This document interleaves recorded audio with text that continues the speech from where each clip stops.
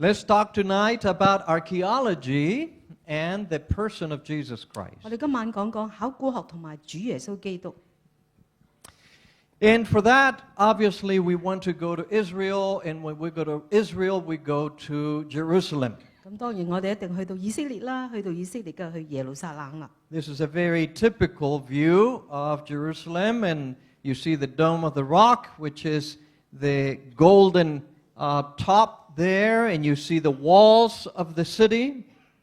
大家一睇就望到啦，典型嘅就係呢一個金頂嘅呢一個廟宇啦，同埋呢一個周圍嘅一個城牆。The most famous gate into the old city is called the Damascus Gate. 要入呢個舊城裏邊嘅呢個門就叫做大馬士革門。Because that was the gate that led to on the way to Damascus. 而呢一個門咧，去到咧就出到去大馬士革嘅地方。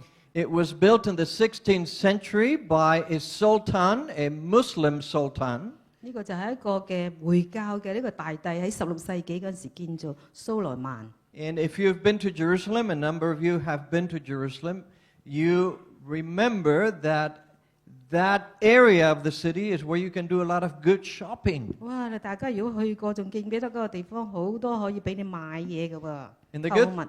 the good thing about dealing with the Israelis, and particularly the Palestinians, who are most of the shop owners, is that you can bargain. 嗰度最精彩就巴勒斯坦人啦，佢哋買賣嘅時候，你可以大大咁減價嘅。Bargaining is a little bit like a dance. 原來佢哋講價嘅時候咧，就好似有少少跳舞喎。You make a little move. OK， 喐下個身。And then they make a little move. 跟住佢搖下個身。And then you make another proposition how much you want to pay. 跟住又開下價啦。And then they make another proposition how much you should pay them. 跟住又還下價咯喎。 And then you start walking away, or you put down the item. 跟住咧，你炸雞魚走啦，放低嗰樣嘢，炸雞魚唔買啦。When you put down the item, they lower the price even more. 哇！你一放低佢即刻減價啦。And when you start walking out, they lower it even more. 哇！你越行越遠，佢越嚟越減價啦。I have a lot of fun shopping in 喺 Jerusalem. 嗰度買嘢真係買得好過癮啊！ Another big important gate is the Eastern Gate. 另一個好重要嘅門叫東門。The Eastern Gate obviously faces east. 你知道啦，係既然東嘅向東係咪？ This picture was taken from, well, probably from the Kidron Valley.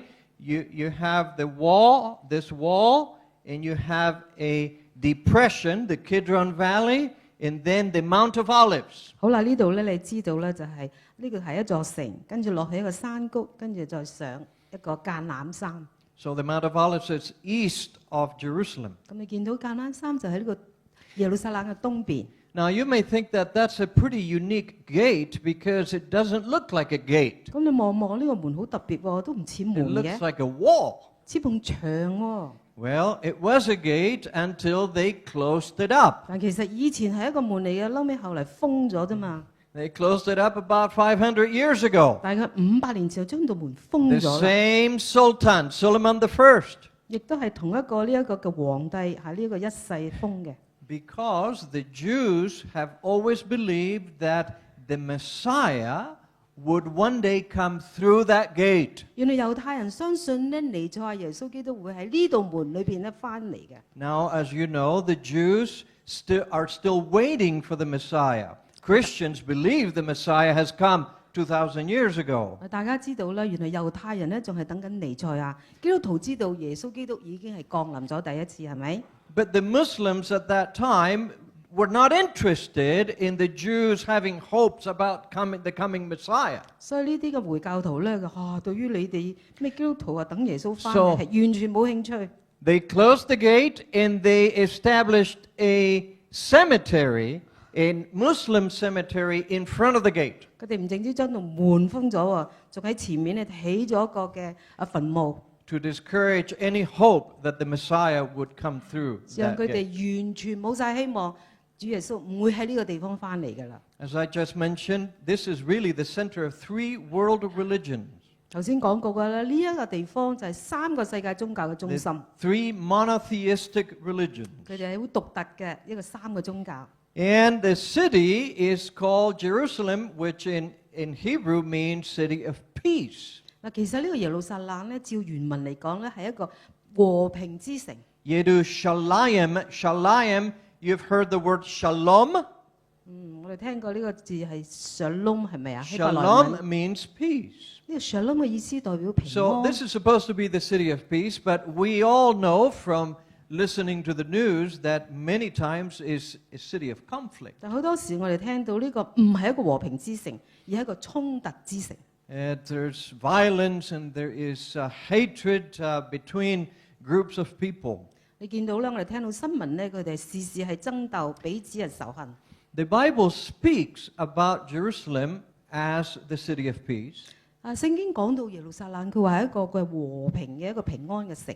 We read in Psalm 122, pray for the peace of Jerusalem. Peace be within your walls, prosperity within your palaces, for the sake of my brethren. I will now say, peace be within you. 喺詩篇22篇裏邊講到，為耶路撒冷求平安，願你嘅城中有平安，願你嘅宮內得平靜，為我嘅兄弟同埋同伴嘅搖冠，我要說願你平安。When you go, at least the times I've gone to Jerusalem in our public meetings, many times I hear people from the front make reference, pray for the peace of 哇！ Jerusalem. 其實好多時我去嗰度聚嘅時候咧，啲人成日提，哎呀，為耶路撒冷祈禱啦。Of course, this is the most famous building right now, the Dome of the Rock, which is situated on the Temple Mount. 咁我見到呢個中間金頂嘅，佢係最出名嘅啦，就喺個聖殿山。And that is circled by this wall that you can see. So one time, many years ago, the temple, Solomon's temple, was sitting there. 咁你見到呢一個咧，就喺呢個城牆係包圍住嘅。曾幾何時，以前咧所羅門嘅聖殿就喺呢個個牆裏邊嘅。But now this is controlled by Muslims, by the Palestinians. 嗱呢個時候，呢個地方已經係巴勒斯坦呢個回教徒所佔有啦。This is the eastern wall. On the other side of the western wall is that famous Wailing Wall. 係啦，頭先近呢邊咧就係東門，而嗰邊遠啲咧就係好出名嘅叫做西牆。Which is considered the holiest Jewish site. 佢哋認為呢個係最神聖嘅猶太人嘅遺址。Why? 點解？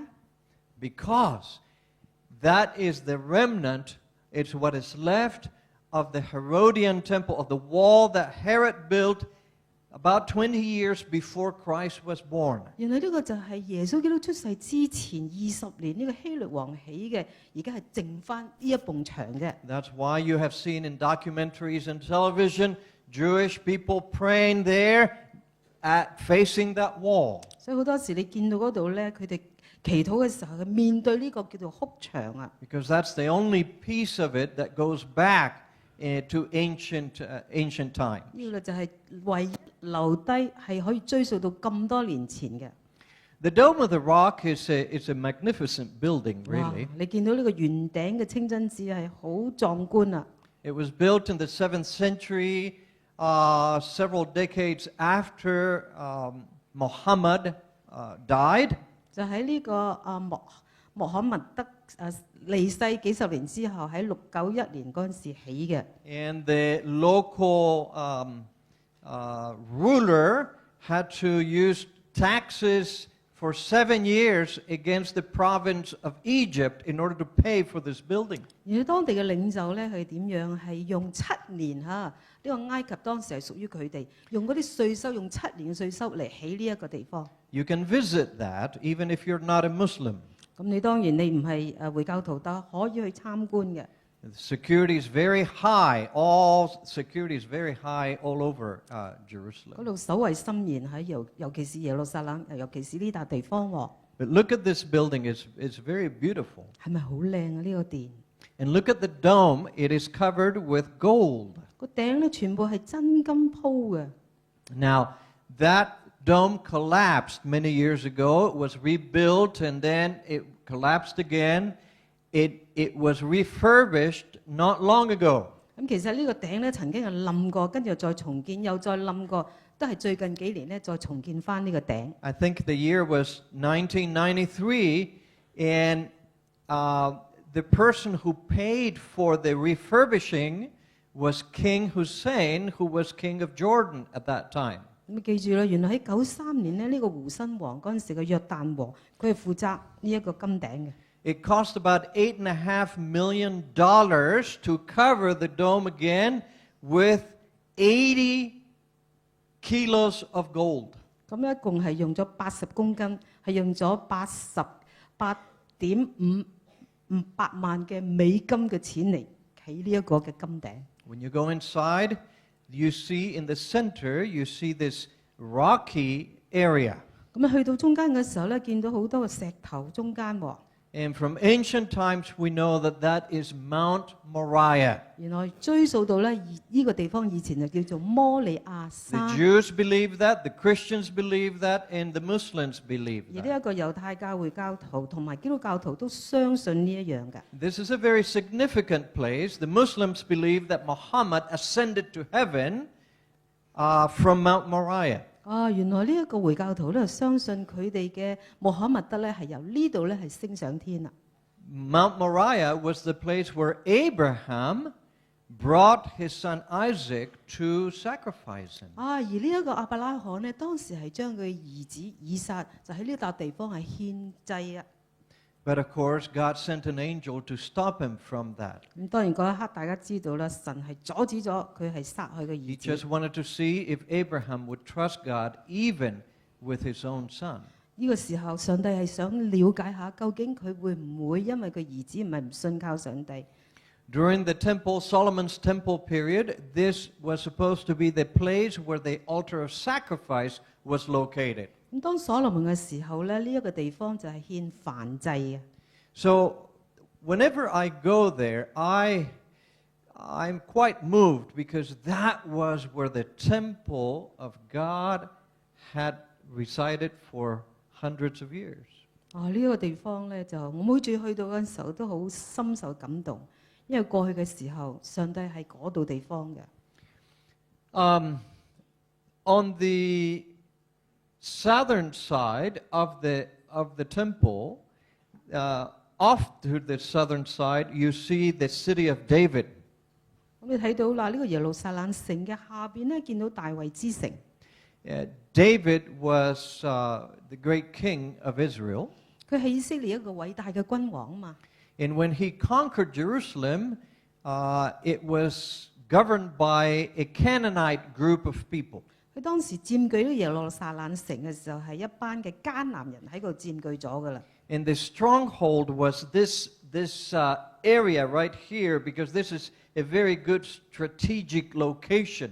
呢個係一個好險要嘅地方啊。So he conquered that, he took over that, and he made that his own place where his palace would be, where his residence would be. 呢個係一個戰略性嘅地方，所以大衛咧就用呢個地方起佢嘅宮殿。This is a little perspective to compare where the city of David would be and compare to where the Temple Mount is, the area of the temple. 咁我哋睇到啦，呢個就大衛之城啦，紅色框框，同埋頭先黃色框框嘅咧就係呢一個聖殿山，大家可以睇睇。Now David, when Jesus Christ came to this world, he was called the Son of David. 耶穌基督出世嘅時候咧，佢係被稱為呢一個大衛嘅子孫喎。Because he was a direct descendant of David. 原來佢直接就係呢一個大衛嘅子孫嚟嘅。The Bible says a lot about King David. 其實聖經裏面講咗好多大衛嘅故事啊。But for many, many years, we had no other documentation outside of the Bible that spoke about David. 但問題係，除咗聖經之外咧，咁多年嚟都冇人提到有呢個大衛王嘅存在。So many people thought that David was a mythical figure, it's somebody who was invented by the Jews. 所以諗下，係咪啲猶太人自己作出嚟㗎？都唔係有咁嘅真人呢？ Dr. Hazel, come and tell us what was the controversy and how was that resolved? 睇下到時嘅爭論究竟有冇呢個奇人呢？可唔可以請你解答一下呢？ Well, it is still a controversy today. In scholarship, people love to debate about different things. 咁到今日咧，仍然咧嗰啲學者咧都係有爭論嘅。In 2 weeks, I will be lecturing in Los Angeles. 喺2個禮拜之後呢，我就會喺洛杉磯嗰度呢係做一個講座。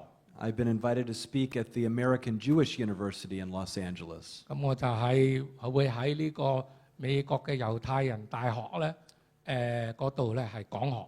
Because if we think about it, the subject of David is important not only for Christians, but it's also very important for Jews. 所以呢，其實你諗一下呢，呢個大衛嘅故事呢，唔單止對於我哋基督徒係重要，對於猶太人嘅歷史都係非常之重要。David was the greatest king of ancient Israel. 按照歷史講，大衛係以色列嘅一個偉大嘅皇帝。In this National Geographic issue, we have a cover story about the search for King David, and it focuses on the archaeology in Israel. 喺呢本國家地理雜誌裏邊呢，有標題講要去尋找呢個大衛王。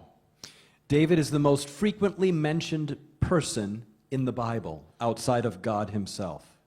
大衛王呢，經常呢係喺聖經裏邊呢都有提到。If you remove David from history, you change the nature of the Bible. 如果你將大衛王呢刪除咗嘅話呢，咁整本聖經呢都要改過嚟。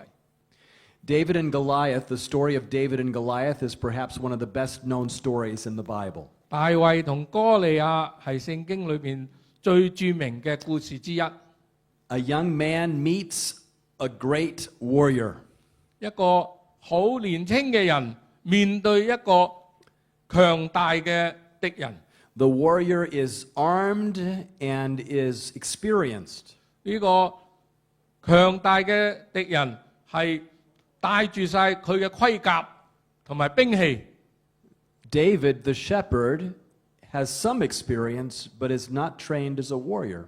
大衛只不過係一個牧羊童，冇受過正式嘅軍事訓練。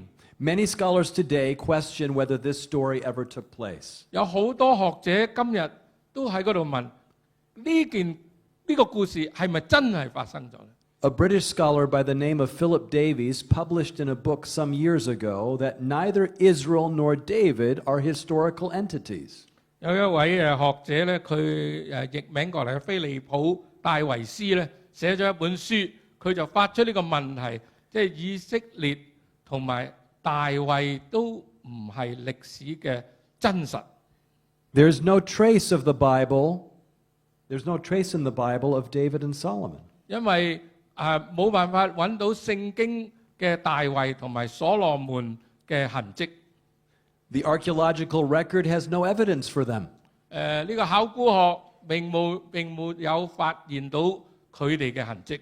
Therefore, Professor Davies concluded that David and Solomon, his son, never existed in history. 所以大衛斯教授就結論話呢個大衛同埋呢個佢嘅兒子們都冇存在嘅。But these are arguments from silence.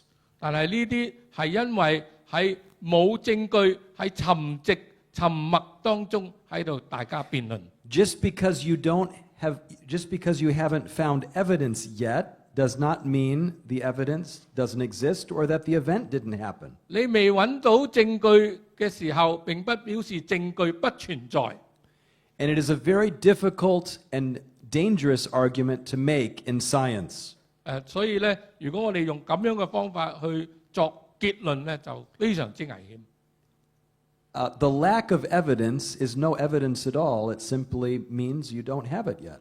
咁你冇呢個證據嘅時候，就話冇可能有證據咁樣，只不過你未揾到啫。And in fact, it was the very next year after this book was published that evidence came to light. 喺呢本書發表咗之後嘅1年，證據就出嚟啦。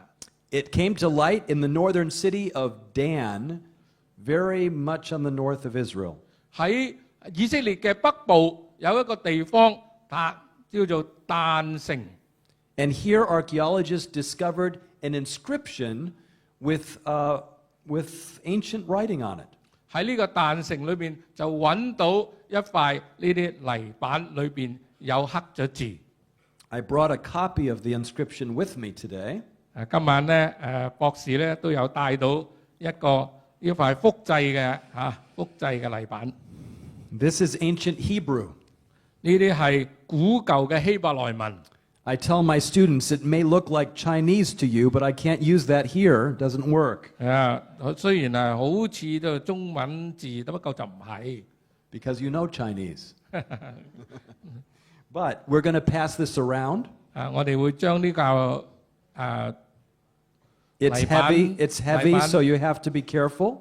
俾 But 大 look 家 at 睇 it. 下，你可以去摸下、觸摸下，去感受下。 Don't drop it on your foot or anything. 冇跌落自己嘅腳嗰度啊，整傷就唔好啦。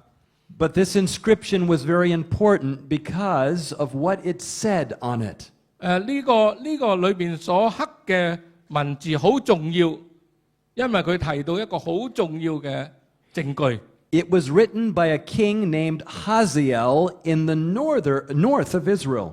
係由咧一個王咧喺呢個以色列北部嘅一個王。 He wrote about a war with Israel and the kingdom of Judah. 佢就提到咧一個戰爭係呢個猶大國同埋同人哋打仗。 And there in the highlighted part is a very important part of the inscription. 咁喺嗰度咧標誌咗嗰啲文字咧係最為重要。 Let's read what it says. 睇下佢講咩嘢嘢。 In 1993, a dramatic find confirmed the historicity of David, the king of Israel.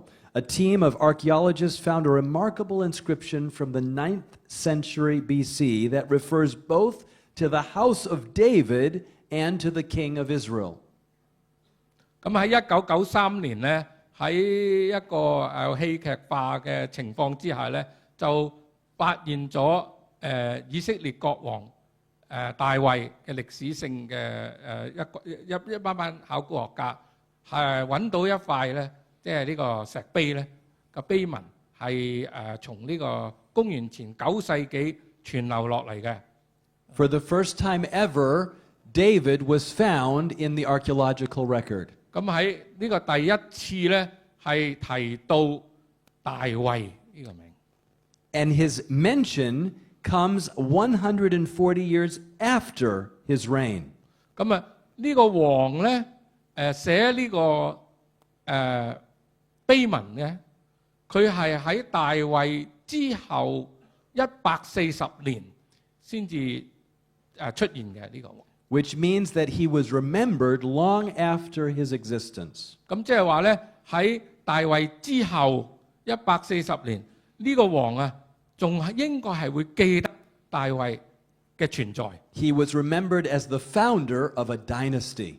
咁呢度講到大衛嘅家，呢度聖經當你講大衛嘅家咧，即係差唔多係我哋中國人所謂朝代啦嚇，大衛嘅朝代。 And his sons continued to occupy the throne in Jerusalem. 咁有大衛嘅朝代，咁佢以後佢嘅子孫就繼續作王啦。 About a day's walk from Jerusalem in 2007, a new site began to be excavated. 咁咧離開耶路撒冷大約1里嘅距離咧，就有一班嘅考古學家咧，就喺嗰度開始做考古嘅挖掘。 This city was located just above the Elah Valley, where the battle between David and Goliath once took place. 咁咧呢一個考古嘅地點咧，就係喺呢個以拉谷。咁以拉谷咧，按照聖經嘅記載咧，就係大衛同哥利亞猶太人同呢個非利士人打仗嘅地點。 The Bible tells us about this story in 1 Samuel chapter 17. Now the Philistines were gathered their armies together to battle, and were gathered at Succoth, which belongs to Judah. They encamped between Succoth and Azekah in Ephes-Dammim. And Saul and the men of Israel were gathered together, and they encamped in the valley of Elah, and drew up their battle array against the Philistines. The Philistines stood on a mountain on one side, and Israel stood on a mountain on the other side, with the valley between them. 喺呢個撒母耳記上17章有咁樣記載，非利士人召集他們的軍隊來爭戰，他們聚集在猶大的疏哥，在疏哥和亞西加中間的以弗大敏安營。掃羅和以色列人也聚集在以拉谷安營，擺陣迎戰，要與非利士人打仗。非利士人站在這邊的山上，以色列人站在那邊的山上，當中有谷。Do you think that the biblical writers who wrote this were trying to let people know where this event took place? 你哋認為聖經嘅作者寫到呢一段嘅時候，係咪有意想你知道或者揾到大衛同哥利亞打仗係喺邊度呢？你認為係咪有咁嘅用意呢？ The problem is, many times when we read the Bible, these names don't mean very much to us. 好老實講呢，我哋睇聖經嘅時候呢，讀到呢啲咁嘅地點嘅時候呢，我哋都即係都感受唔到嘅，因為呢啲名啊、咩地點啊，全部都咁陌生對於我哋嚟講。Many of us haven't been to these places. 我哋好多人都未去過呢啲地方嚇。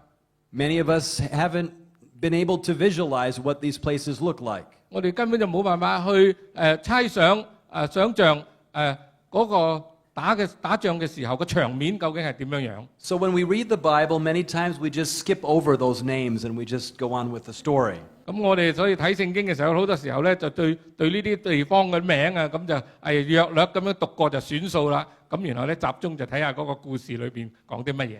But because the Bible is a historical document, it is also a geographical document. 但係聖經除咗係一個歷史嘅書本之外咧，亦都係一個地理嘅書本嚟嘅。There are hundreds of places in the Bible because the events that God worked in took place in real time among a real people in real places. 因為聖經裏邊所記載嘅都係真實嘅事情，係真正係有嗰個地方喺嗰度真正咁樣發生咗咁樣嘅事情。The site we're going to talk about was between the two sites of Azekah and Succo. 所以我哋而家講緊嘅就係我哋挖掘嘅地方咧，就係喺呢個亞西加同埋疏哥之間。The Bible tells us that the Philistines camped on one side of the mountains and the Israelites on the other side of the mountains. 咁聖經記載咧，嗰啲非利士嘅軍隊咧就喺山嘅呢一邊，而以色列猶大嘅軍隊咧就喺另外嘅山嘅另外一邊。We're looking across at the place where the Philistines once gathered. 咁我哋而家睇緊呢一幅圖咧，就係相信就係呢個非利士人佢哋喺嗰度紮營啦，打仗啦。These are not Philistines. These are my students. 呢啲唔係非利士人，呢啲係我嘅學生嚟嘅。And we are excavating the site back in 2010. 咁我就帶住我好多呢啲學生咧，係喺2010年咧就去到呢個基亞法呢個地方係發掘。Here's the site of Azekah in the background. 咁上高咧就係啦，我哋要發掘嘅地方啦。And we're standing on this new site of Kirbet Kayafa. 咁我哋就企喺呢一個基亞法呢個發掘嘅地方。Recently, just a few months ago, we published a popular book on this subject of our excavations at Kayafa, and it will be available tomorrow night if you want to look at one or even purchase one. 咁我哋博士咧就因為喺基亞法嗰度發掘咗搜集到嘅證據啊，同埋咧嘅資料咧，就寫咗一本書，剛才嗰本書啦嚇。如果你聽晚嚟咧，可以考慮買翻一本。This site had massive fortifications. 咁喺呢個基亞法呢個地形啦嚇，佢係非常之鞏固嘅，即係好保護自己嘅。It had a massive gate, in fact, two of them. 咁咧有兩個好大嘅，即係呢啲城牆咁樣。This was the entrance into the city, right through here. 咁喺嗰度咧就係入去嗰個城市可以。And some of these stones weighed between 4 and 5 tons each. 咁啊，呢啲大石咧，每一嚿咧，大約係3-4噸重嘅。The site was surrounded by double walls built with massive stones. 咁咧，佢嗰個城周圍保護住咧，就係即係2層嘅圍牆喺嗰度。We estimate that the number of stones used for the walls and the gates were 100 to 200,000 tons. 咁啊喺嗰度用嚟建圍牆嘅石頭咧，我哋估計咧有咧係10萬至10幾萬噸重嘅石頭。Attached to these walls were houses. 咁啊喺呢啲城牆嘅周圍咧，就有一啲房屋喺嗰度。And in these houses we found amazing artifacts. 咁啊揾到好多咧呢啲古物。These are handles to large storage jars. 咁啊呢啲咧就係嗰啲大嘅容器咧，嗰啲手柄啊。And they have finger impressions on them. 咁啊如果你留意到咧，睇到每一個上高咧都印咗個手指模喺嗰度嘅。We find these finger-impressed handles at Caiaphas. We also find them at Lachish, which we talked about yesterday, and in Jerusalem. 咁我哋發現到咧，喺好幾個地方，琴晚講到嘅呢個拉吉喺耶路撒冷發掘到嘅呢啲遺物古蹟咧嘅，都睇到有類似咁樣係印咗手指模喺上高。This seems to indicate a kingdom with the similar types of pottery that were used. 咁就證實咗咧，即係話喺一個國度裏邊咧，嗰啲人咧個習慣咧就係咁樣做咗一個陶瓷之後咧，都印下自己嘅手指模落去。As we excavated this site, we found many different types of evidence. 咁我哋呢幅圖咧睇到啦，就係啲教授同啲學生咧就喺嗰度發掘嘅時候咧，揾到好多嘅古物。And we found whole vessels and some that were partially broken. 咁啊揾到有啲係成個樽完整整，呢個好似呢個咁咧，就有一半咧係爛咗。And we found as students were washing this pottery, and yes, we do wash dishes also at these sites, ancient dishes. 咁咧，所以我哋都要揾到一啲古物出嚟咧，又都要清洗下佢。係我哋都要洗碗洗碟嘅喺嗰度，不過係啲古老嘅碗碟嚇。Students noticed something as they were washing one of these sherds. 咁呢兩位同學喺度洗嘅一個揾到嘅古物嘅時候咧，就喺洗嘅時候咧，就發覺到有一啲嘅字咧係刻咗寫咗喺嗰度。They noticed some letters. 睇到咧有啲字喺嗰度。And this letter looked very familiar to them. 佢哋話：佢睇到呢個字好似好熟口熟面喎。And the students said, "What is this letter doing on a piece of pottery that's 3,000 years old?" 點解有一個英文字母喺嗰度嘅？佢話 What the student had found was the oldest Hebrew inscription ever uncovered in Israel. 原來佢揾到呢啲字體就係最早期嘅希伯來語，或者係好原始嘅呢個迦南語。This Hebrew inscription goes all the way back to the time of David. 呢啲文字咧記錄咧係可以追溯到去大衛嗰個時代。The letters were very faded. 呢個字咧本身咧已經係好淺色啦嚇。I brought a replica with me today. 我今晚就帶咗一個複製品喺呢度。And you can see that there's 5 lines of writing, but that the writing is very difficult to read. 咁你睇到咧有5行嘅字寫咗喺度，不過咧因為時日嘅就淡咗好多啦嗰啲色。I'm going to pass this around as well. 咁我亦都係會將呢塊咧係 And you 傳 can 遞俾 look 大 at 家 it more 睇下。closely. We sent it to some of the best imaging labs in the country, but before we did that, we knew that this writing was 800 to 1,000 years older than the Dead Sea Scrolls. 我哋知道，因為呢啲文字咧係好遠古噶啦，就比嗰個琴晚講到嗰個死海古卷咧，仲要早多800年啊！ We took it to some of the imaging labs to get clearer pictures, and so we could read what was said. 所以就帶翻去美國，就咧揾專家揾好精密嘅儀器去睇清楚究竟呢啲文字係講啲乜嘢。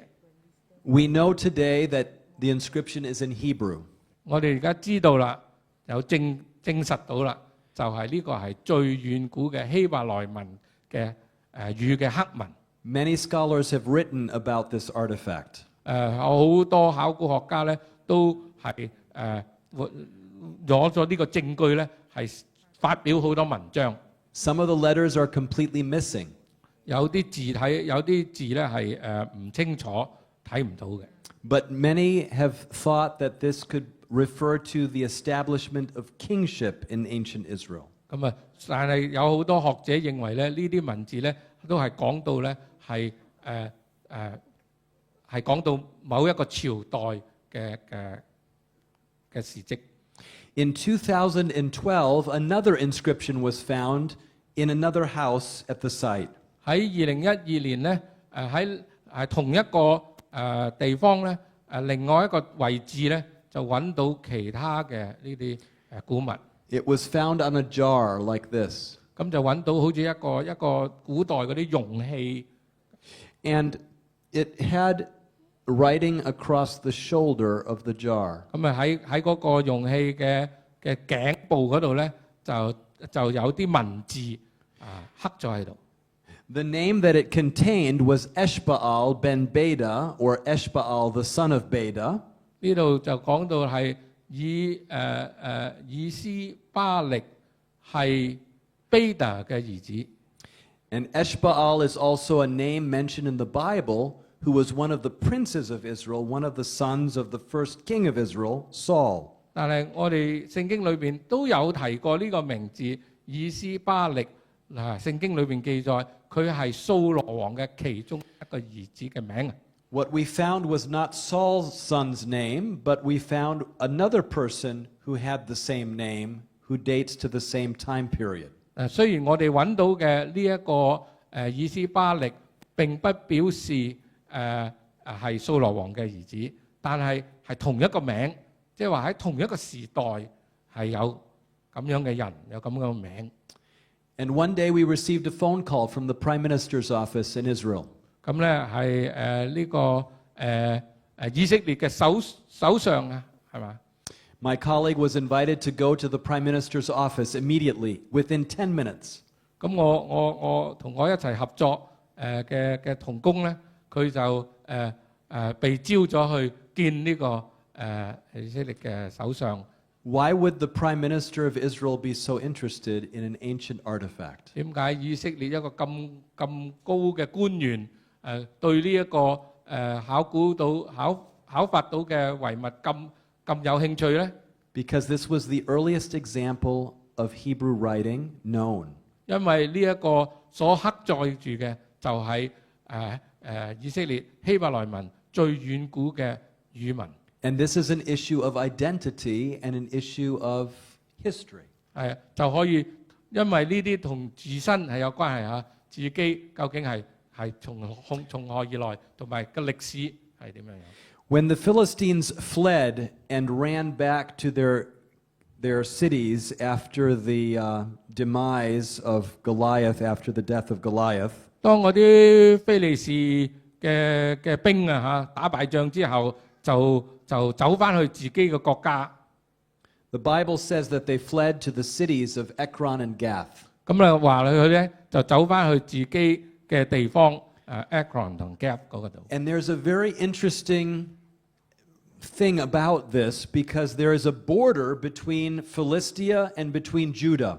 咁咧呢度咧係有個好奇妙嘅就係分開呢邊就猶大，嗰邊咧就係非利士嘅地。And we know that border existed not because only of the Bible, but because of what we find in the ground. 唔單止我哋知道呢個係咁樣分割我哋亦都從考古嗰度咧係揾出證據。We find different pottery. 我哋揾到唔同嘅陶器。We find different architecture. 我哋揾到唔同嘅建築。But we also find that what the people ate was different in the different cities. 我哋亦都同時揾到嗰地住唔同兩邊地方嘅人所食嘅嘢咧，都係有唔同啊。After excavating at Kirbet Kayafa for 7 years, we did not find a single pig bone among the bones that we excavated. 喺呢個基亞法呢個地方，我哋發掘咗7年啦嚇。咁喺7年裏邊所搜集咗所有嘅樣本啦嚇，嗰啲動物嘅骸骨裏邊咧，並冇揾到一塊豬骨。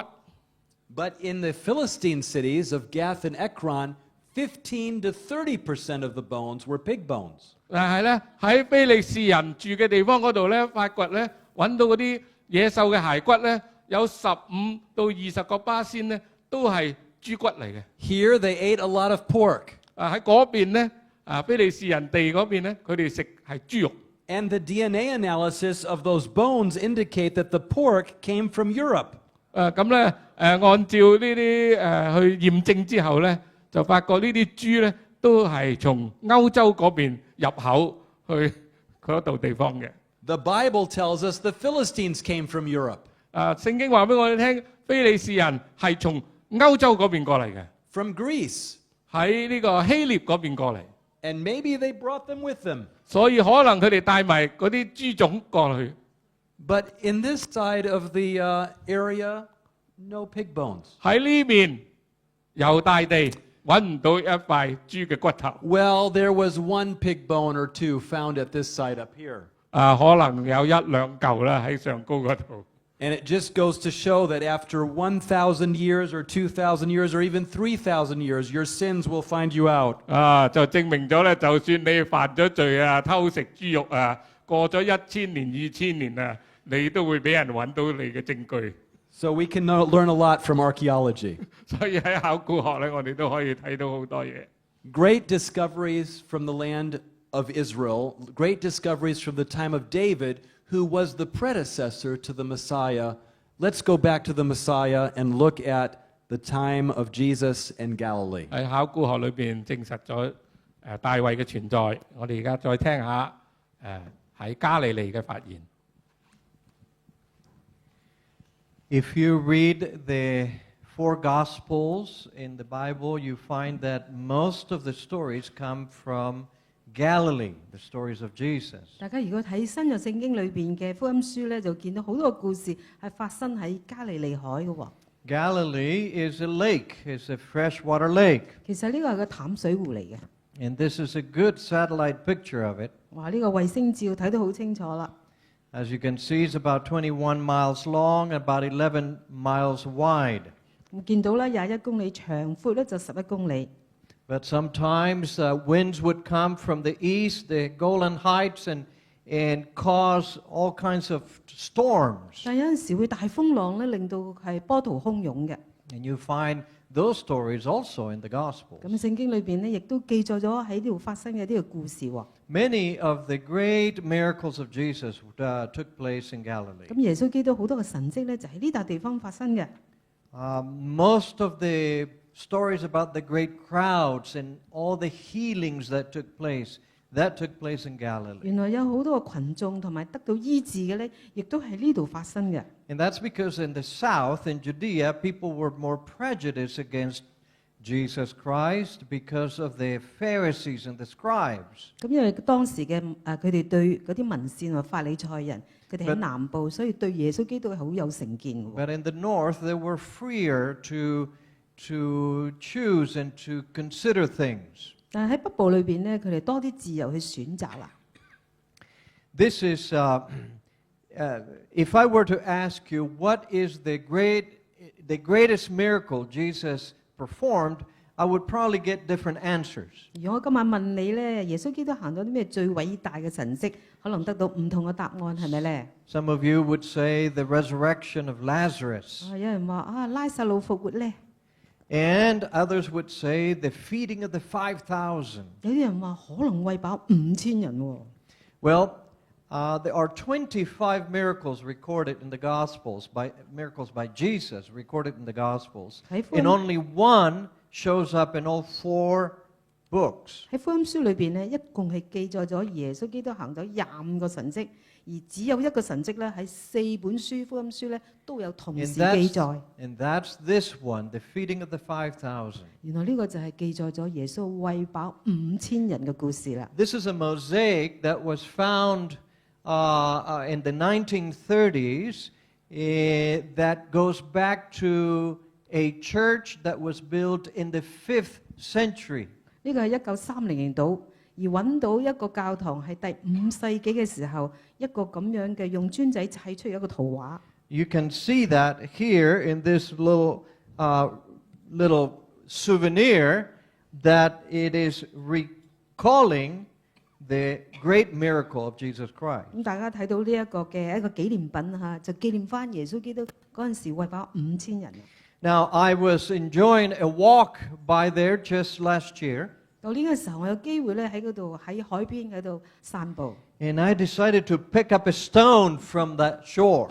咁我就不如喺嗰度執嚿石頭留紀念啦。 So this is not a replica, this is the real thing. 呢個真嘢嚟嘅喎嚇，唔係複製品啊， It's just a volcanic stone, 係一 that's 個 all. 火山嘅石頭係咪？ But if you want to touch it and see it, you can do that. I'm not going to pass it around because you have more valuable stuff.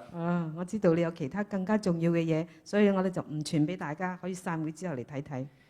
There at the Sea of Galilee in 1986 was found this boat. 1968年嘅時候就揾到呢一個嘅遺物喺架船嚟嘅， And it was dated to the 1st century of our era, so 2,000 years old. 咁即係計下啦，咁一世紀啦，離開而家2000 It 年 was 喎。 found because it was a time of a dry season and the water level dropped enough that it surfaced. People could see it. 嗰陣時好乾旱啊，所以咧去到呢個水底嗰度見到呢一個船啦。 It was made out of mostly of cedar, and it reflects very well the kind of fishing boats that the disciples would have used in the time of Jesus. 嗰陣時係用啲香柏木做，就非常之反映到原來耶穌基督嗰啲門徒咧就係坐呢啲咁嘅船嘅。 It is commonly known as the Jesus boat, but of course we don't know if Jesus used that particular boat. 咁一般人稱啊呢個就係耶穌嘅船，當然我哋唔知道耶穌有冇坐過呢架船啦。 But no doubt he used a boat very similar to something 但我 like 哋 that. 可以知道咧，耶穌係用同樣咁類型嘅船嘅， The boat's about 8 meters long, 8.5 meters 大 long 概 or 係 so. 8米到長啦。 Jesus, of course, grew up in Nazareth.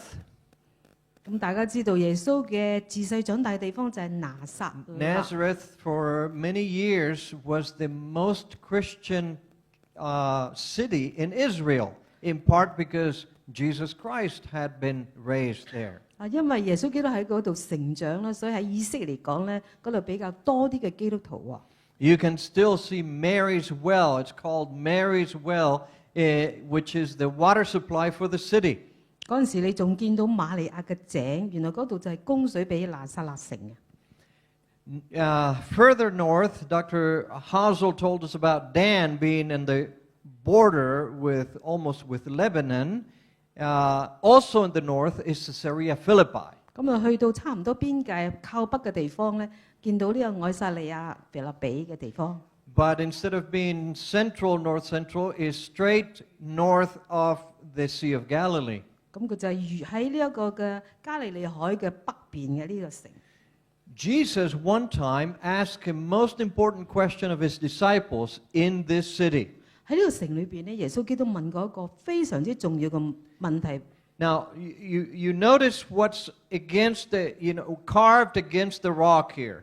你見唔見到呢石頭裏邊有啲咩特別啊？ There are niches where they would have had various idols and figurines of the various idols and gods that people worshipped. 然後你見到好多嘅嗰啲個洞穴仔咧，就係佢哋係敬拜偶像嘅地方嚟嘅噃。 Because this was bordering with pagan lands or Gentile lands.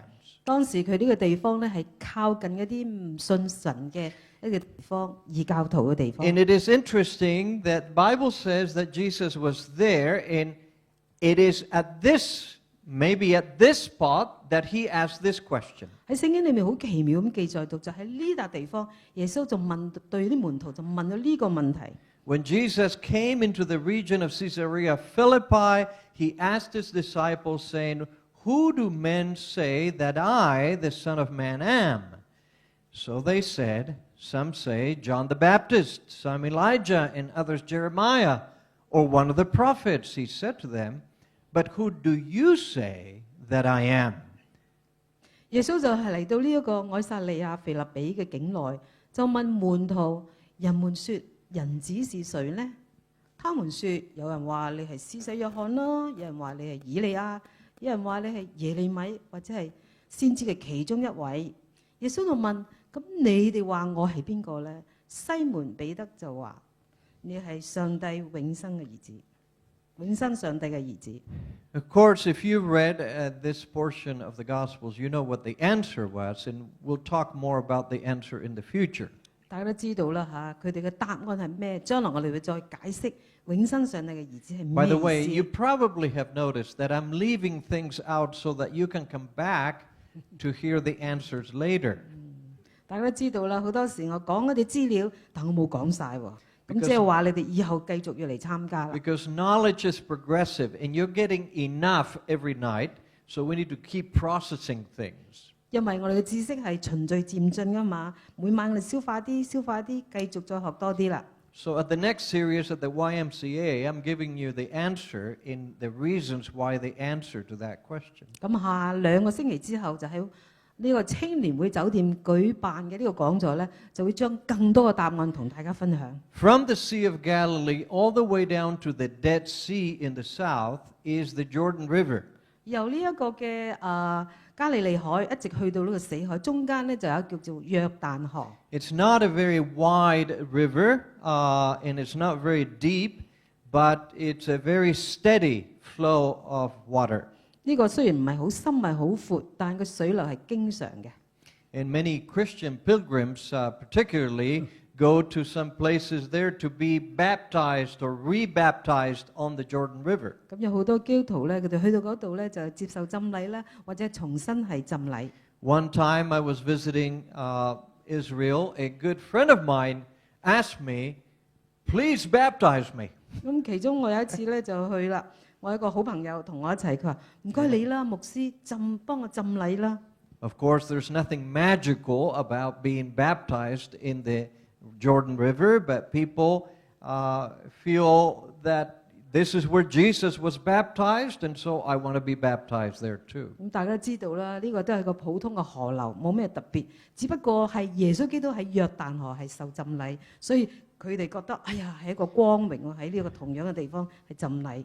The Jordan River ends up in the Dead Sea. 咁呢個約旦河一直流到咧就去死海啦。And the Dead Sea is very dead, by the way. 呢個死海又好死嘅。It's getting smaller and smaller, 點解咧？越嚟越細啦， and eventually it will disappear. 遲早咧都會冇咗啦。And the Dead Sea is a very interesting chemical mixture of things. You can float and read a newspaper without moving. 咁啊，死海好特別啦，好多個化學嘅成分，令到咧佢係好鹹，所以你可以浮喺水面上睇報紙喎。One time I was there and I dared to go in with my camera. 哇！嗰次咧我好精彩啊，帶埋個相機入去啊， Not a good idea. 唔係好方法。唔係 Because I 好 dropped my camera, I found the camera, but I could never get it fixed. 哇！你知啦，我將我呢個相機跌咗落水裏邊喎，收唔翻啦，唔能夠收好啦。Those waters completely ruined it. 其實呢啲海水咧，將我相機已經整爛咗。 Right at the Dead Sea, there is a fascinating hill, a mountain called Masada. 去到呢個死海旁邊咧，有一個好特別嘅地方啊，叫做 And Dr. Masada。 Hassel is going to tell us a little bit about what was found there and why it was important. 哇！呢個山裏邊咧，好特別故事喎。我哋嘅專家又再講解啦。 Masada was built by Herod the Great, who ruled Judea on behalf of the Romans. 喺馬沙達呢個地方咧，希律大帝就喺嗰度建造佢嘅皇宮。He built it as a fortress. 佢建造係一個堡壘。It juts high up over the Dead Sea Plain and is about 1,300 feet high, which is about 400 meters or so. 咁咧呢個馬沙特咧係一個山丘，就喺呢個死海上邊一個山丘，大約1200尺高，400米左右嘅高度。In the olden days, you had to hike from the bottom all the way to the top. 咁啊喺古時代咧，你如果要由下邊上到去，你就要步行啊，諗辦法點樣爬上去。Today, you can take a cable car to the top. 今日咧你可以坐一個纜車上去。Today, I took a cable car to the largest Buddha. 今日咧我喺香港咧都坐呢個昂坪嘅纜車上去睇大佛。The ride at Masada is much shorter than the one here in Hong Kong. 咁啊上去馬薩特呢個山丘嘅纜車咧就短程過香港個纜車。Herod built Masada as a refuge from uprisings and invasions and other threats. 咁啊希律王咧建立呢個馬薩特作為咩咧？就係保護自己，避免嗰啲起義啊、侵略啊，同埋其他威脅佢嘅人。Herod was paranoid. 希律王咧係一個好疑心重嘅人啊。He was a very great builder. 佢係一個好嘅建築師。He built fortresses all over his kingdom. 佢建立好多呢啲堡壘嚇。But he built those fortresses because he was afraid of an uprising by the Jews. 但係佢建造呢啲堡壘係要驚咗嗰啲人咧嚟反對佢。He built it because he was afraid of an uprising by his own family members. 佢甚至係恐怕佢自己屋企人都會反對佢。He built these fortresses because he was afraid of an invasion from Egypt. 咁佢亦都建造呢啲堡壘保護自己，因為佢恐怕埃及人嚟攻打佢。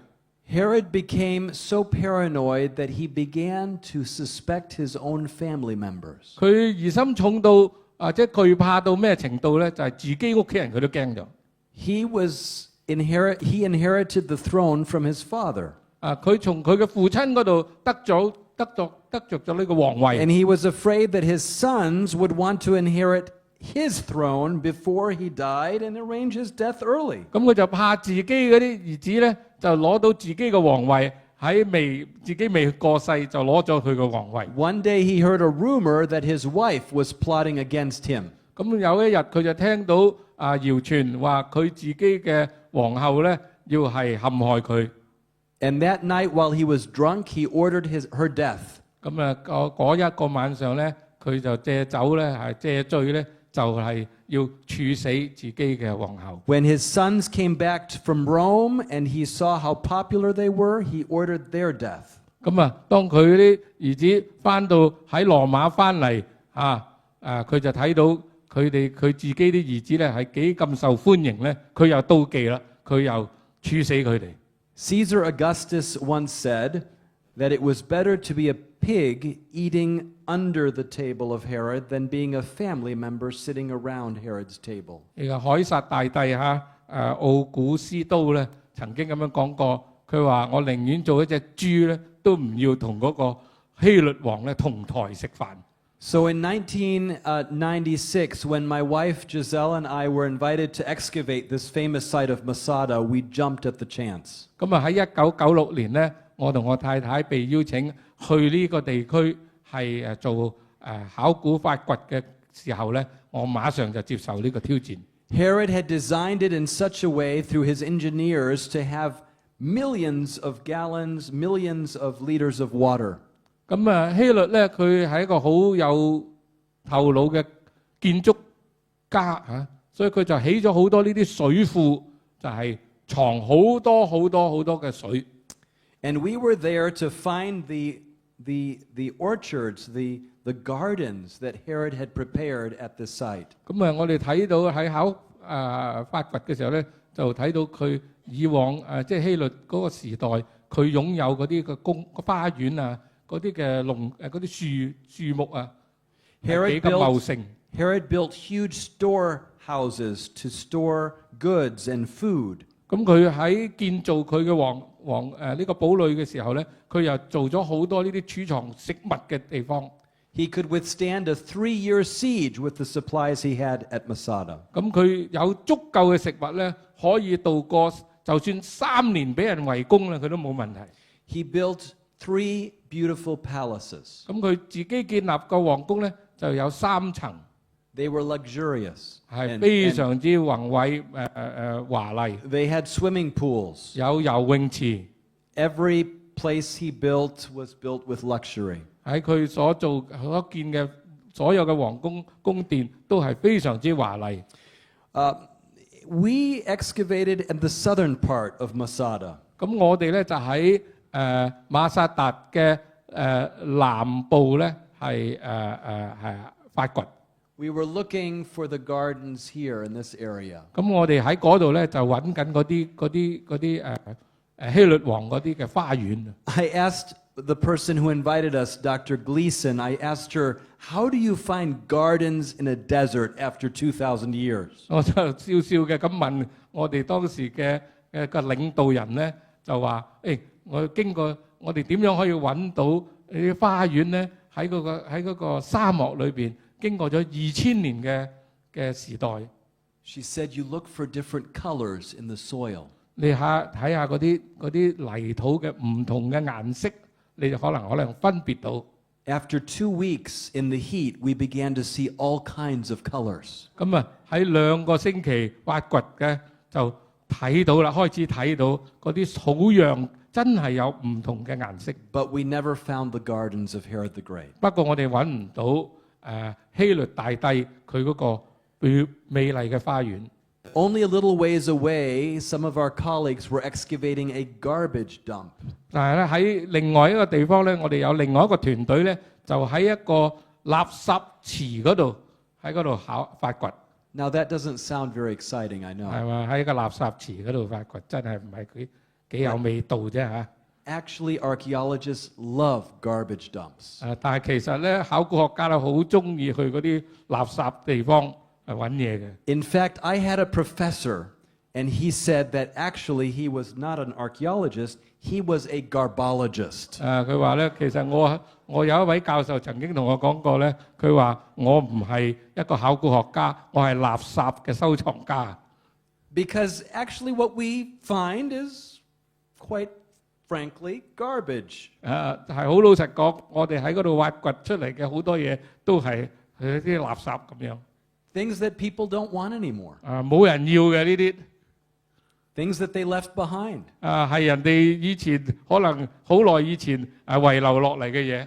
You know what they say? 人哋點講咧 ？One man's garbage is another man's treasure. 某人嘅垃圾咧，可能係你嘅珍寶。So we were finding treasures. 所以我哋揾到好多珍寶啊。Some of these treasures you can recognize still today. 有呢啲揾到嘅嘢咧，你可能今日都仲認得。Does anyone recognize what this is over here? 有冇人認得呢個係咩嘢 ？Yes, they're walnuts. 係啦，係核桃啦。And what about this over here? 嗰邊嗰啲咧 ？These are almonds. 呢啲係杏仁嚟㗎喎。And what about this over here? 下邊呢個係咩咧？ They're pomegranate rinds. 係石榴啊。And what about this over here? 上高嗰堆有咩咧？Pecans, that's good. Pecan. But that's not what they are. 唔係 pecan. These are dates. 係啲棗嚟嘅。And date pits. 同埋棗核。And some of these date pits were taken actually to the botany department of the Hebrew University. 咁咧呢啲棗核咧，我哋揾到之後咧，就將佢送到去咧呢個希伯來大學。And these dates that were 2,000 years old were placed in a solution. 就係嗰個大學裏邊嘅植物學系咧，就將呢啲2000年老嘅棗核就種落泥土裏邊。And one of those date pits actually germinated. 呢啲棗核咧仲可以萌芽。And today it is growing in the Dead Sea Plain in Israel. 而家咧今日咧已經移植咗咧種咗去喺死海嗰個範圍嗰度咧。It's a date palm that now is about this high. 咁而家咧可以揾到咧一個啲棗嘅樹咧係差唔多咁高喺 And 嗰 they 個地方。 named it Methuselah after the oldest person in the Bible. 咁咧佢哋叫呢一棵棗樹咧係馬土撒拉啊，就係聖經啊最長命嗰個人啊。So we found all kinds of things. 大家你知道我哋揾到好多唔同嘅嘢。We found baskets. 我哋揾到啲籃。We found hair. Somebody had a haircut, and the hair was in the basket. 我哋揾到人嘅頭髮啊，有人剪咗頭髮，嗰啲頭髮跌咗落去嗰個 We found 籃子裏 sandals. 邊。 We found sandals. 揾到呢啲古代人着嗰啲鞋。 Perfectly preserved. 完全冇難度嘅。 But what was the most exciting thing in that 1996 season 但係1996年我哋揾到最驚人嘅係乜嘢？ was an inscription that was found on a wine jar imported from Rome. 原來咧就係一個咧喺羅馬運過嚟嘅一個裝酒嘅器皿。 And on that inscription it said, belonging to Herod the Great, the king of the Jews. 而喺呢個器皿上高刻住係屬於希律大帝猶太人之王。 For the first time ever outside of the Bible, we found Herod's name with his full title. 第一次我哋喺聖經以外揾到證據，呢個希律王，而且有埋佢嘅完整嘅呢個名銜。 We were all very, very excited. 我哋非常非常之興奮。 And that night, as I walked down from the mountain of Masada, 咁嗰晚我喺馬薩達嗰個山行落嚟嘅時候， I thought to myself, there was another person that had that same title. 我就諗到另一位人曾經亦都有咁樣嘅稱號。 When Jesus was crucified on the cross, 當耶穌被釘喺十字架上嘅時 the 候， Romans placed the titulary above his head, which contained the accusation against Jesus. 羅馬兵丁就將一個牌掛喺佢嘅頭上邊， And it said, Jesus of Nazareth, King of the Jews. 拿撒勒人耶穌係猶太人嘅王。 Two kings, 兩個王， both kings of the Jews. 兩個都係猶太人嘅王。 One wanted power at all costs, even if it meant killing off his own family. 一個王佢只要擁有佢嘅權力，不置一切嘅力量，甚至殺害自己嘅家人。 The other king gave up all power. 另一位王將所有嘅權柄都放低， As the creator of this universe. 係將佢所有嘅權柄就係創造宇宙世界嘅權柄都放低。 To come to this earth and to die for you and for me and for others and sacrifice himself. 而願意嚟到呢個世界，為你、為我、為所有嘅罪人死喺十字架上高。 Two different kings. 兩個唔同嘅王， Two different motivations. 兩個唔同嘅原 Lessons 因， for us still today. 今日仍然俾我哋好大嘅教訓。 We go next to the Mediterranean coast. 而家我哋轉一轉，我哋去地中海海岸， We go to the site of Caesarea Maritima. 我哋去到一個地方Caesarea Maritima, yeah. Caesarea Maritima， This is the site that is along the Mediterranean Sea. 就係喺呢個地中海嘅沿岸嘅地方。 The Apostle Paul was imprisoned here before shipped to stand trial in Rome. 咁咧呢個咧就係保羅喺嗰度被囚禁，係準備送佢去羅馬受審判。 Here at Caesarea Maritima in the theater, we found a stone in 1961. Archaeologists from Italy did. 呢個係凱撒利亞嘅一個劇場。 And this stone was a stone that contained an inscription mentioning Pontius Pilate.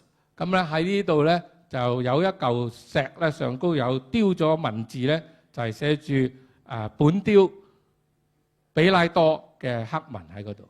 And Pontius Pilate was mentioned in the Bible as the prefect in charge of Rome who placed Jesus on trial. 當然比拉多當時就係一個羅馬派去嘅監督，係佢去決定耶穌要釘喺十字架上。The stone had been reused in the Roman theater later. 咁啊，呢一嚿石咧，以後咧就遺留咗落嚟，就繼續用喺建造羅馬嘅建築物。In 1990, a tomb was found in Jerusalem. 另外有一個喺90? 1990年喺耶路撒冷又發掘到另外一個考古嘅物件。And in this tomb, a ossuary, a bone box with the name of Caiaphas. 係一個骨重嚟嘅，上高寫住該亞法。This was the high priest who presided over Jesus' trial. 呢個該亞法就係耶穌嘅時代做大祭司，就係佢去審問耶穌嘅。So we see from these excavations that we have the people, the key individuals in the New Testament surrounding Jesus and his life. 所以你可以睇得到喺我哋考古挖掘裏邊揾到嘅呢啲嘅古物咧，係都提到聖經新約聖經裏邊所提到嘅一啲嘅名字同埋人物。Yet skeptics still today doubt the events and places related to Jesus. 但係仍然有嗰啲懷疑嘅人咧，係懷疑耶穌同埋有關嘅事件同埋地點。And some of them have even doubted Jesus' existence itself. 甚至有啲懷疑耶穌本人係咪真確。But we have evidence for Jesus. 但係我哋有證據。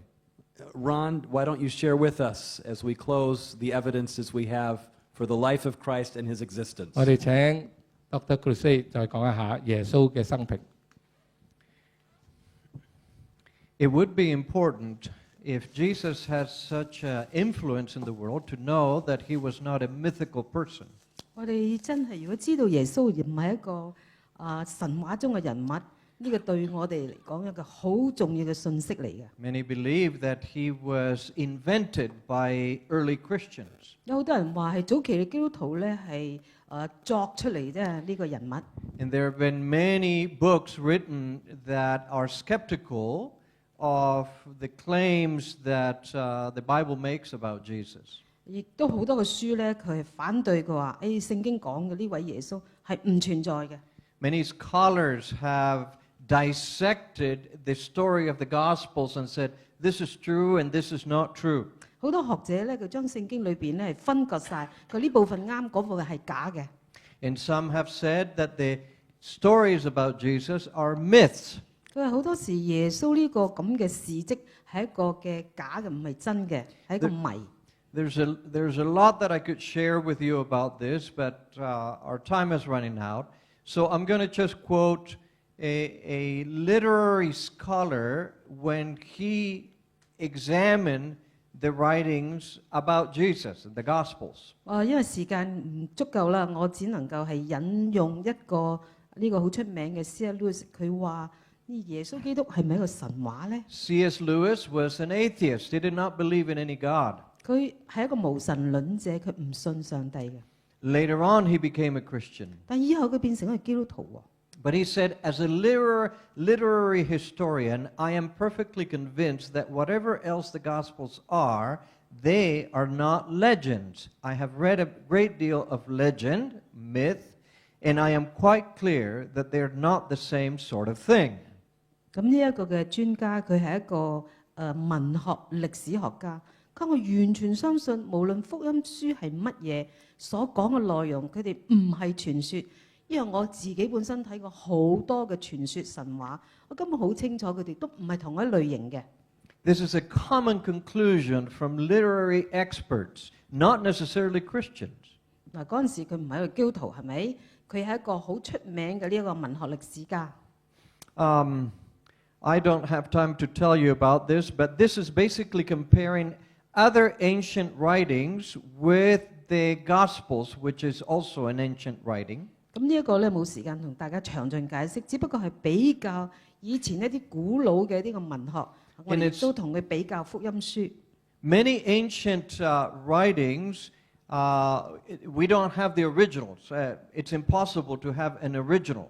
你見到啦，好多呢啲以前嘅最初嘅版本咧，我哋揾唔到噶啦。So what we have are copies, many times copies that are 300, 400, 500 years after the original.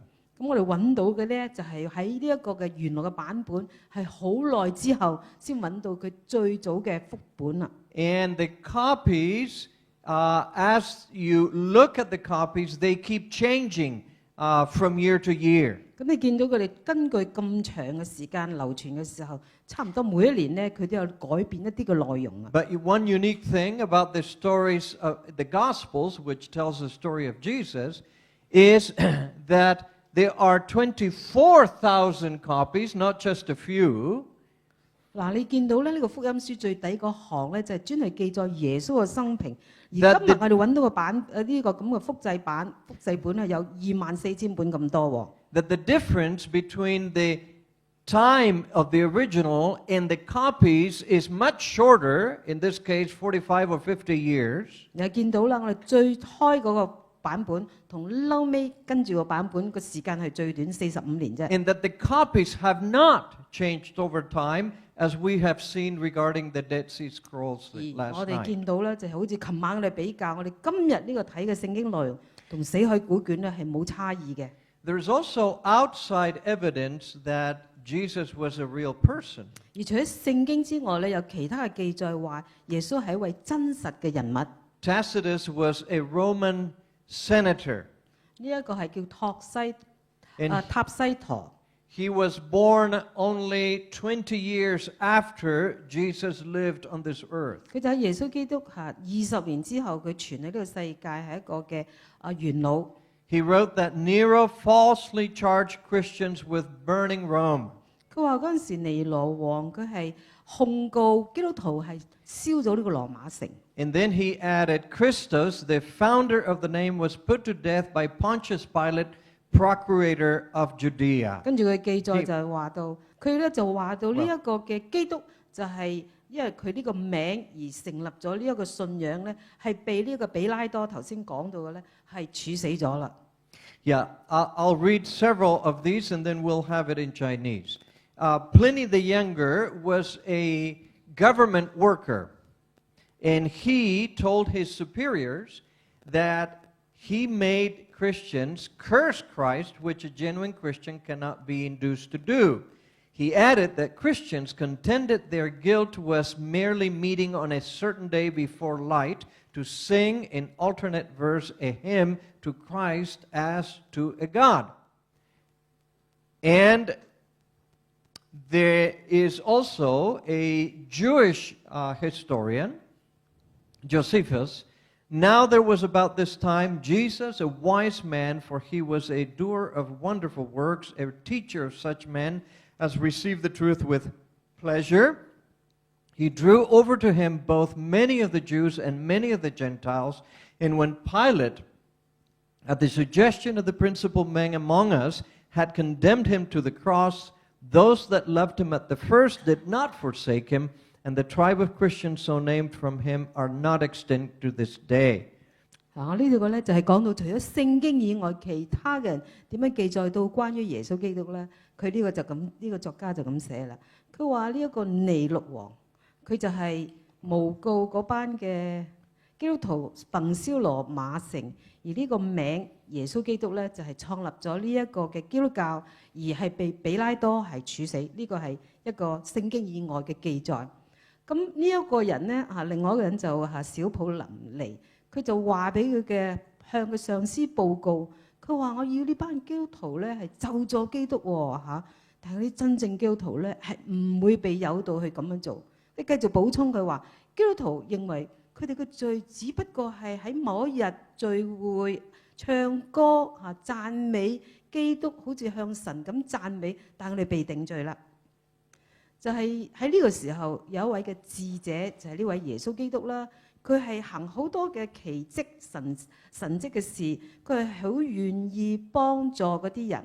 呢度應該係講話好多嘅願意跟從真理嘅人咧，係好願意接受呢一位嘅耶穌基督呢班門徒嘅老師。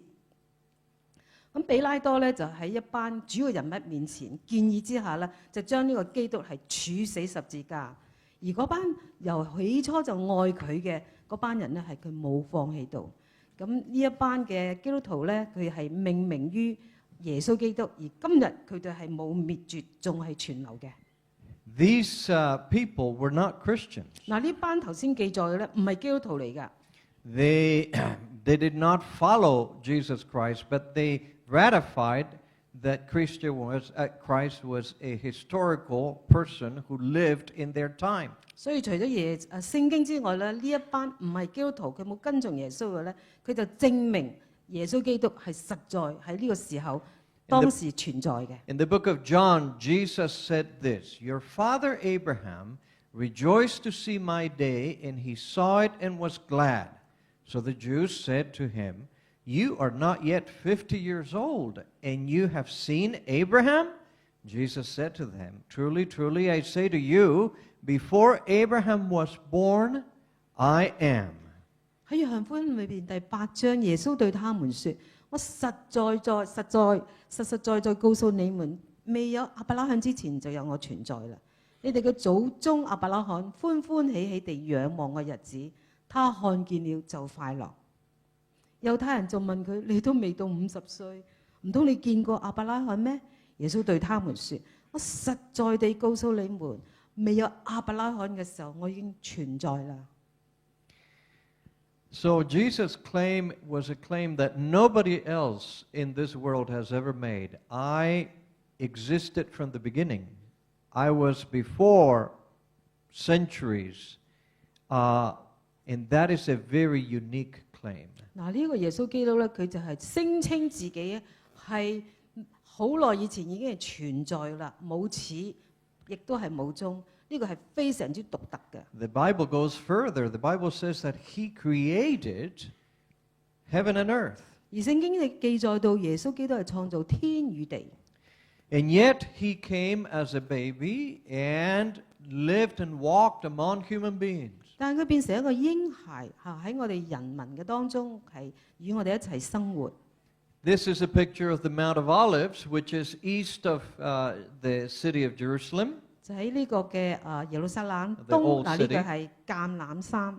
And you can see this is where Jesus often would go to pray or to find some peace after he was with great multitudes. 耶穌基督好多時同群眾喺埋一齊嘅時候，佢就會去到呢笪地方去休息去禱告。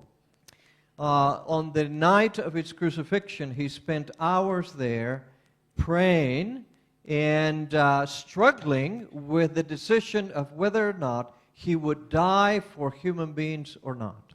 就喺耶穌基督被賣被釘嗰一晚，佢就喺呢個地方，佢有好大嘅掙扎，究竟係點樣要為我哋呢一班嘅人係犧牲呢？ Because the death of Jesus meant that he would die as a guilty person, as a criminal, not die as a justified man. 因為佢被判死嘅時候，佢死嘅係點樣啊？以一個罪身一個囚犯，唔係一個義人咁樣被釘死嘅。Caiaphas was the high priest at the time when Jesus died. 耶穌基督死嘅時候就係呢一個嘅該亞法 And this is the traditional site of the house 大祭司嘅屋及， that you can still see there. 你可以見到佢仲喺嗰度嗰個。Well, that night, the next day, Jesus was crucified on a Friday afternoon. 就喺星期五晚第二日，耶穌基督係被釘， And he was beaten. 佢係被鞭打， And he was abused. 佢係被虐待， And he was cruelly treated for no crime at all. 佢冇犯任何嘅罪，但係佢係被定罪咗。Even though those who crucified him recognized that he had done miracles, that he was well liked and appreciated by thousands and thousands of people. 雖然定佢罪嘅都知道佢係完全無罪，亦都係受好多人嘅歡迎，幫咗好多人。The Biblical Archaeological Review has done a study of what happens to people who are crucified. 咁我哋嘅聖經嘅古卷裏邊咧，一啲考古嘅期刊就講到一啲被定罪嘅人，當時係點樣受到呢個處置啊？ We read from the tribunal hall, the victim was taken outside, stripped, bound to a column, and scourged. The scourging was done with either a stick or flagellum, a Roman instrument with a short handle to which several long, thick thorns had been attached. On the ends of the leather thongs were lead or bone tips. Following the beating, the horizontal beam was placed upon the condemned man's shoulders, and he began the long, grueling march to the execution site, usually outside of the city walls. 呢個聖經考古期刊就咁形容，佢話喺呢一個嘅裁判所嘅大廳裏邊呢，被定罪嘅咧就係點樣啊？帶到外面，佢係將個衣服除去，綁喺一條柱子嘅時候咧，係被鞭打。個鞭打係點樣？係一個棍或者係一個鞭狀物體，而係鞭打係一個短嘅柄。佢係有呢個羅馬特別嘅器具，呢幾條嘅呢個鞭裏邊咧係有呢個嘅弦，同埋有呢一個嘅骨尖，勾打之後咧有個橫梁，就喺呢個被定罪人嘅肩膊上面，就開始行一條好長艱苦嘅遊行，去到行刑嘅地方，通常喺城牆嘅外面。Jesus Christ went through that, thinking about every human being that had ever lived. 耶穌基督行呢條路嘅時候，係想我哋每一位存在呢個世界嘅。 That's why millions of Christians go to a place like Jerusalem and try to recall what Jesus has done for 所以今 them. 日有好多嘅基督徒咧，就去到嗰個地方，希望重溫耶穌基督以前行過嘅呢個路。 He gave his all for humankind. 佢為我哋人類係付出一切。 He paid the penalty for our sins so that he could forgive us of our sins. 佢願意係為我哋付上代價，以致我哋罪得到原諒。 And I recognize that unless you're a Christian, these are concepts that are difficult to understand. 除非你係已經係個基督徒，呢啲咁嘅觀念咧有少少即係唔容易明白。 And I would like to simply invite you to find a Bible and to read one of those Gospels. 咁我希望你有一本嘅聖經嘅話，你可以睇其中一本嘅福音書。 Find either the book of Matthew, the book of Mark, the book of Luke, or the book of John. 或者你睇馬太，或者係馬可，或者約翰、路加等等。 And just read and see and get acquainted with this story. 你可以係更加了解明白呢一個嘅故事。 Crucifixions were common among the Romans. They were reserved for political prisoners. 其實當時羅馬人咧，佢哋係好流行係釘十字架，主要係釘啲政治犯。 Or for people who wanted to mount an offensive or a counter against the government. 佢係反對政府嘅咧，通常就會被釘十字架。 During Titus' siege, when they sieged Jerusalem in the year 70 AD, up to 500 Jews were crucified every day for months. 呢一個嘅提多嘅將軍嚇，佢喺圍攻耶路撒冷嘅時候咧，嗰陣時差唔多係公元70年， So 差唔多好多個月以嚟咧，每日都有成500個猶太人咧係被釘喺十字架上。 We have a lot of evidence of crucifixions, and we know how miserable a way to die that was. 我哋係有好多個證據見到，可以見到釘十字架呢個係非常之殘酷嘅刑罰。 Based on Christian tradition, in the old city, you could see where Jesus may have walked on the way from his trial to his crucifixion site. 咁大家可以想象下，佢哋就研究下，就發現嚇，可能耶穌基督由呢一個被審判嘅地方，一直去到佢行刑嘅地方。 On the way there, you can find even a 2nd century dice game. Soldiers and others would play on the floor, on the markings of that floor, which still exists today. 亦都會經過嚇係嗰陣時留低嘅一啲嘅痕跡，就話佢哋係點樣係玩呢個古子呢個骰仔嘅遊戲。 Of course, Jesus was crucified in what the Bible calls Mount Calvary. 當然我哋大家知啦，耶穌基督喺呢個各各他嘅山上被 They 釘。 actually, the word Calvary means place of the skull. 各各山嘅意思係代表髑髏地。 And that is because when you look at this place, you can see the image of a skull. 就好似你望一望咧，成個骷髏骨頭咁樣，係咪啊？ And so that was the common name that people knew that place at the time of Jesus. 喺耶穌時期嘅時候，佢哋比較熟悉就係叫做髑髏地、骷髏骨頭 The 咁 Bible 樣。 tells us that Christ was willing to give his all for human beings. 所以聖經話到，耶穌基督願意將佢一切俾我哋喎。 And he died without any expectation of resurrection in the sense that he was oppressed by sin and couldn't see the light at the end of the tunnel. 其實當時佢係被呢個罪所深深壓到，佢冇諗到自己係有一日會復活，再可以見到天父上帝，係 Even 永遠嘅分別。 Even though he told his disciples that 3 days later he would come alive, at the moment of the darkest hour, that is not what he perceived. 喺呢個人生最黑暗嘅時期，冇錯，佢以前話俾門徒聽，3日之後我會復活，但嗰陣時佢一啲都唔會覺得佢會復活嘅。 But 3 days later he did come 但係 alive. 我哋感恩就係話3日之後，上帝耶穌基督已經復活啦。 Obviously, that is a story worthy of reading and thinking about. 所以呢一個嘅歷史嘅故事係好值得我哋去研究、去考慮、去思索。 20 years ago, I visited that site for the first time in my life. 大概喺20年前，我第一次去到呢一個復活嘅地方。 We don't know if that is the exact tomb where Jesus was buried, but it was a tomb very similar to that. 當然我唔肯定，我哋唔肯定呢個係咪真係耶穌基督係被埋葬嘅地方，但睇嚟咧都係好相似咁樣嘅。 And that tomb is in the area where most scholars believe he might have been buried.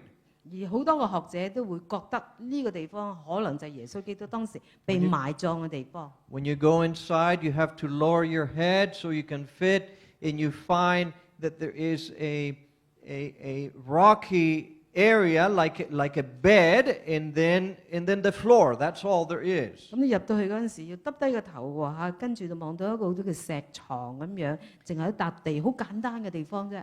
They would put the body over that bed-like rocky area, 咁佢將呢個身體咧就放喺呢一個好似石床嘅地方， and then move a stone to cover the entrance. 跟住就將個石頭拱落去塞住呢個門啦。 I remember being able to go in by myself, and I sat where that was and meditated for a minute or two. 我記得我有機會咧係單獨入到去嘅地方，喺個石床裏邊咧，我默想1-2分鐘。 There was a line of other people who wanted to come in and see it also. 當時咧出邊有好多人排緊隊要入嚟喎。 And as I got up, I looked towards the entrance and I saw a sign.